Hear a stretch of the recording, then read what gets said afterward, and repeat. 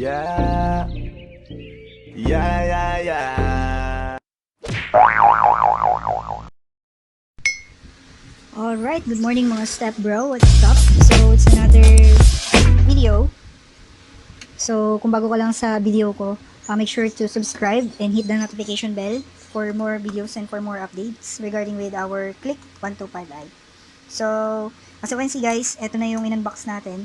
So, currently, na-assemble ko na siya para malagay na natin dun siya sa clip. Alright, so mga kailangan nating tools para sa pag-assemble na itong side mirror natin, which is R25 and max side mirror. So, converted to, or pwede natin ilagay sa Click 125i natin. So, ito yung frame niya, especially made for that reason or for Click. So, as you can see, medyo may napapansin akong kakaiba. Pero mamaya na natin pag-usapan yan. So, let's focus muna sa tools na gagamitin natin. So, ang tools na kailangan natin is Allen wrench. Size is T30. And another one is T25 and T27. Or just the T25, sorry. So, disregard the T27. So, T25, tsaka T30. Ayan. So, itong dalawa lang. Ayan. So, actually, napaka-basic lang naman ang pag-assemble na ito. Kailangan lang ng tsaga-tsaka diskarte. So, nung meron kasi akong napanood na instruction online, actually meron din sa Lazada, pag bumili ka nito, yung featured or yung image nila dun sa page na bibilan mo is video on how to assemble this.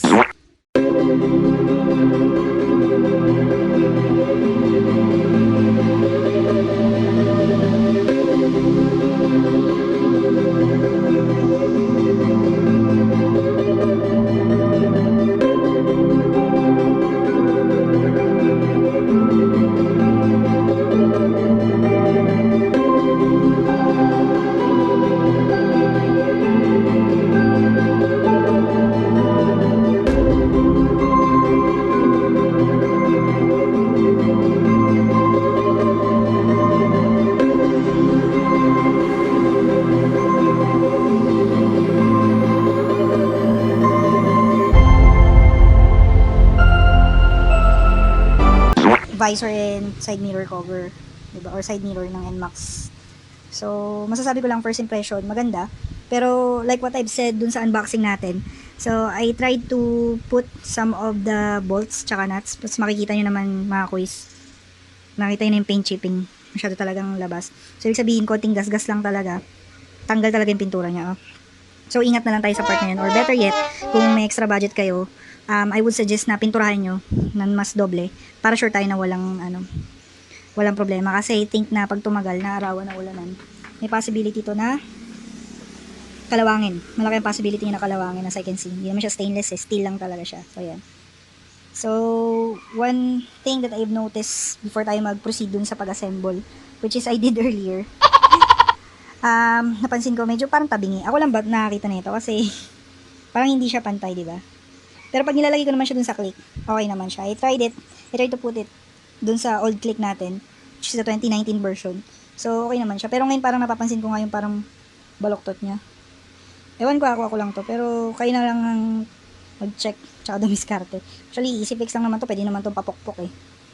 'Di ba? Punta lang tayo sa mga junk shop or kahit tayo na lang. Pero, pinturahan nyo muna talaga bago nyo gawin. Alright, so, right now, so, ang ginawa kasi, going back to what I've said earlier regarding dun sa pagkabit.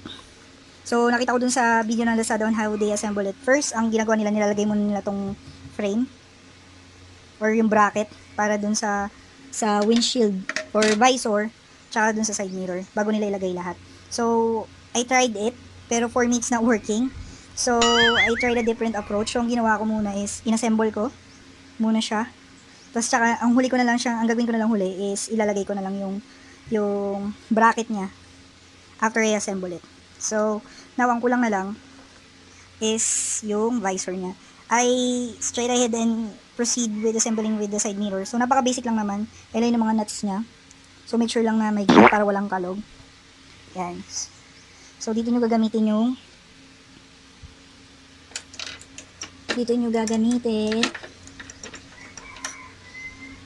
so mga kuys, dito nyo gagamitin tong Allen wrench na T30. Yan. Para panghigpit. Okay?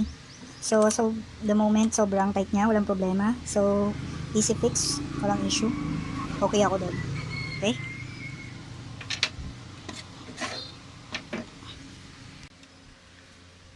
Alright, so next approach or next step na gagawin natin is to put the visor directly dun sa bracket. So, napaka basic lang din talaga.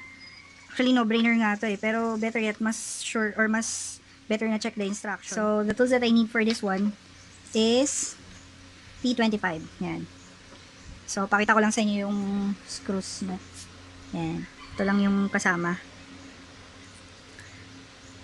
So, kasyang-kasya. So, ito yung mga pang-ipit niya. Yan. And of course, ito. So, set siya for, meron nito. Tapos, meron lang, natira dun sa plastic na isang extra bolt, tsaka isang extra nito, na pang-ipit. So, yun guys, assemble na natin. Let's go!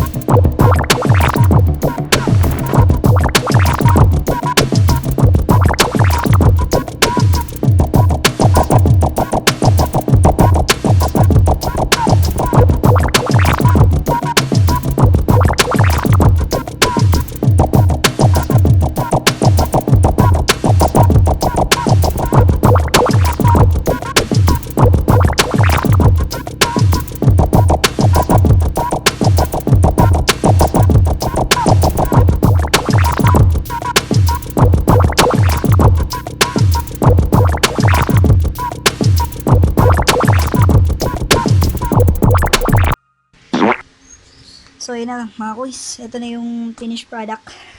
Pag na-assemble mo na siya lahat. So, di ba napaka-pretty basic lang naman ang itsura niya. Pero astig. So, ngayon ikakabit na natin siya sa clip natin. So, let's do this. Okay guys, let's go! Let's do this. So, ang pagkabit kasi nito, ayan. So, in advance ko na talaga yung pagkabit para madali na lang. So, explain ko na lang yung process. Ang kailangan nyo lang gawin mga kuys is tanggalin yung side mirror, yung long stem side mirror. Tapos, malalap kayo ng, syempre, yung open socket nung lalagyan ng side mirror. Tsaka nyo ilagay yung bracket doon. So, as you can see naman, walang sayad, diba? Angat na angat pa rin. So, walang problema sa sayad, walang kalog. So, after nun, ikita nyo lang yung dalawang bolts sa side. So, kasama na rin to. Ito, tsaka ito. Ayan, yan. May itsura niya mga kuys. Diba? Pogi rin. So, yun yung front view. Diba?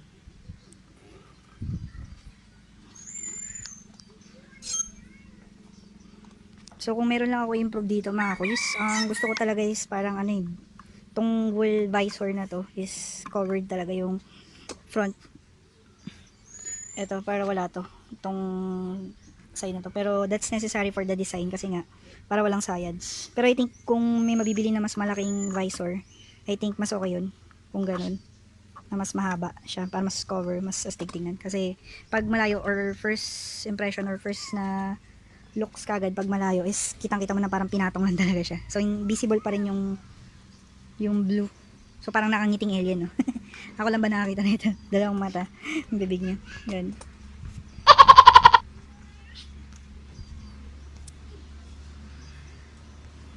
So, yun lang mga kuys. So, yan yung pag-process sa inyo itsura niya. So, kung i-rate ko to ng 1 to 5, 5 is the highest and 1 is the lowest. I can say I can give it a 4. Of course, the design, the looks, okay siya, okay sa akin. Side mirror, matibay, walang kalog. Subuko na to mga kuys, wala talaga siyang kalog. Pero syempre, gagawa pa rin tayo ng video. Itatry natin kung okay siya. Or kung steady ba siya pag dinadrive mo kahit sa bako. So, ayan. Siya. Overall, still I can give it a 4. 5 sana talaga, kaya lang I'm not satisfied with this bracket. Pero ano bang ano natin? Ano pa bang angal natin? Pero sa price niya, kasi as you can see sa Lazada, kung bibili kayo na ito, more than 2K. Ayan. So, expected ko nga sec bracket yung darating sa akin eh.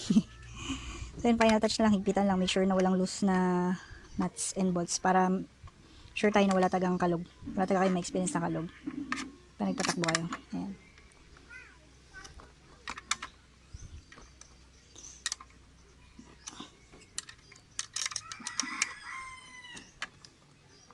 Ayan.